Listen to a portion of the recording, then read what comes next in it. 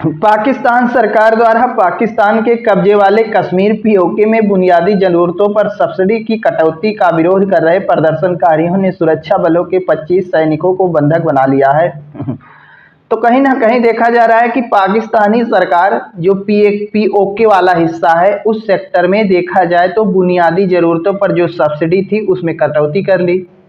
तो कहीं ना कहीं इस कटौती के खिलाफ लोग प्रदर्शन कर रहे हैं, सड़क पर उतर आए हैं, आंदोलन कर रहे हैं। अब उस आंदोलन को दबाने के लिए पाकिस्तानी सरकार पूरी तरीके से देखा जा रहा है कि वहां पर न जाने हजारों सैनिक वहां पर लगा दिए, पुलिस फोर्स लगा दिया, पूरी तरीके से आंदोलन को कुचलने का प्रयास कर रही है। तो ऐसी स्थिति में देखा गया कि इन प्रदर्शनकारियों ने 25 सैनिकों को ही बंधक बना लिया।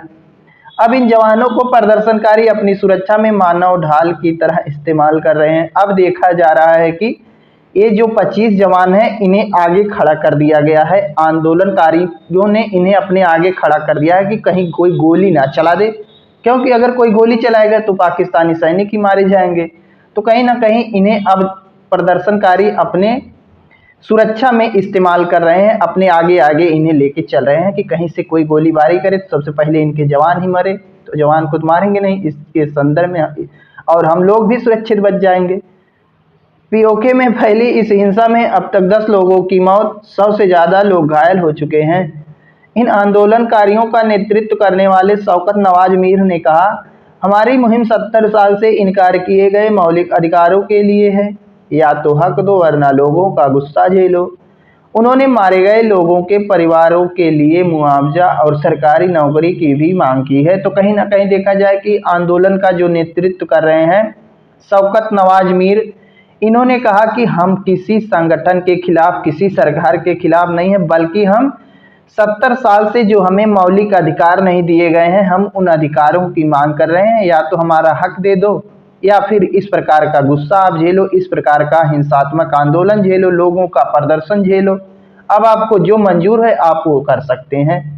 तो कहीं ना कहीं देखा जाए कि अब तक 10 लोगों की मौत हो चुकी है, 100 से ज़्यादा लोग घायल भी हो चुके हैं, और जो मृत लोग हैं उनके परिवारों को मुआवजा और सरकारी नौकरी की भी मांग कर दी है आंदोलन के नेतृत्वकर्ता शौकत नवाज मीर ने।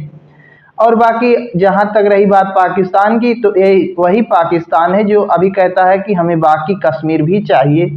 जितना कश्मीर मिला है उसे तो संभाला नहीं जा रहा है, बाकी बाबू को और कश्मीर चाहिए। इन्हें पूरा कश्मीर क्या संभालेंगे, उधर बलूचिस्तान अलग होने वाला है।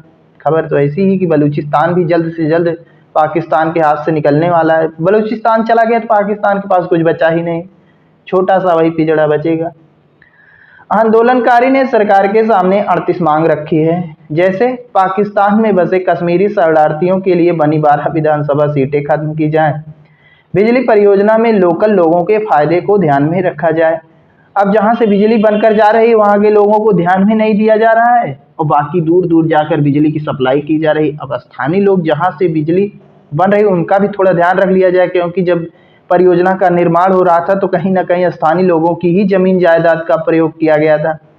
और कहीं ना कहीं उन लोगों की मांग है कि आटे और बिजली के बिलों पर छूट दी जाए। तो कहीं ना कहीं देखा जा रहा है कि इस समय पाकिस्तान में महंगाई बहुत ज़्यादा है। आटे चावल के दाम कई सैकड़ों में चल रहे हैं, 300-300 रुपये किलो आटे हैं, अब आप समझ सकते हैं। तो इस प्रकार आटे और बिजली के बिलों पर छूट की भी मांग है इन प्रदर्शनकारियों की। बाकी पाकिस्तान द्वारा की जा रही अपने लोगों पर इस प्रकार की हिंसा को लेकर आप लोग क्या कहना चाहते हैं, कमेंट बॉक्स में आप लोग कमेंट कर सकते हैं। पाकिस्तान को जो 2-4 शब्द उल्टा सीधा कुछ बोलना चाहते हैं बोल सकते हैं, हमारे चैनल पर सब छूट है, कोई रोक टोक नहीं है, गाली भी दे सकते हैं, कोनो दिक्कत नहीं है।